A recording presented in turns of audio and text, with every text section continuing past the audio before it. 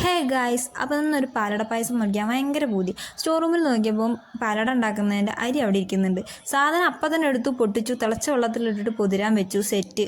പൂതിയുള്ളത് നമ്മൾ പിന്നത്തേക്ക് വെക്കരുതല്ലോ. പിന്നെ ഒന്നും നോക്കിയില്ല, ഞാൻ നേരെ പോയി ലേശ ഏലക്കായി പഞ്ചസാര എടുത്ത് മിക്സിയിലിട്ട് ഒറ്റ കറക്ക്. അത് സെറ്റ്. ഒറ്റക്ക് കറക്കിയാൽ കറങ്ങൂലല്ലോ. പിന്നെ ഒരു 1.5 പാക്കറ്റ് പാലെടുത്ത് പൊട്ടിച്ചങ്ങോട്ട് ഒഴിച്ചു ചെമ്പിലേക്ക്.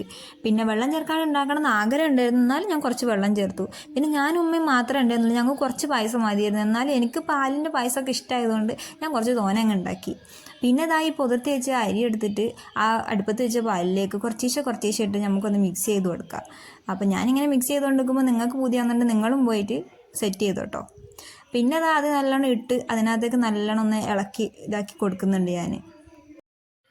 പിന്നെ അതിനകത്തേക്ക് ഒരു നുള്ളു ഉപ്പിട്ട് അതിനുശേഷം നമ്മൾ കറക്കി വെച്ച ആ ഏലക്കായ എടുത്തിട്ട് അത് അതിനകത്തേക്ക് അങ്ങോട്ട് തട്ടി.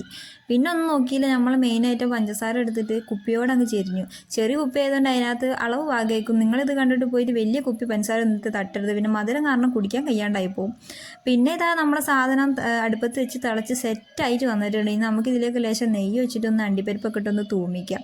അപ്പോൾ ഞാനിതാ നെയ്യ് ഒഴിച്ച് അതിനകത്തേക്ക് വെപ്രാളം കാരണം മുന്തിരി ആദ്യം ഇട്ടുപോയി. അണ്ടിപ്പരിപ്പ് അതിന് ഇടേണ്ടത്. ഇനിയിപ്പോൾ ഇതിൻ്റെ കൂട്ടത്തിൽ അണ്ടിപ്പരിപ്പ് ഇടുമ്പോൾ മുന്തിരി കരിഞ്ഞു ഒന്നും അറിയില്ല.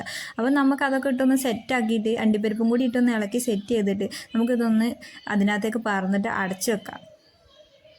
അപ്പം ഞാനിതാ നല്ലതായിട്ട് ഇളക്കി കൊടുക്കുന്നുണ്ട്. എന്തായാലും അണ്ടിപ്പരിപ്പൊന്ന് മൂക്കണമല്ലോ. പിന്നെ നമ്മൾ ഇതിനകത്തേക്ക് ഒഴിച്ചു വെച്ചു. ഇനി ഞാൻ ഇളക്കുന്നൊന്നുമില്ല, ഇതിങ്ങനെ അടച്ചു വെക്കുകയാണ്.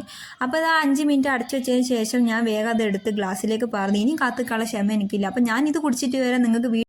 നിങ്ങൾക്ക് വീഡിയോ ഇഷ്ടപ്പെട്ടിട്ടുണ്ടെങ്കിൽ ലൈക്ക് ചെയ്യുക, ഷെയർ ചെയ്യുക, സബ്സ്ക്രൈബ് ചെയ്യുക.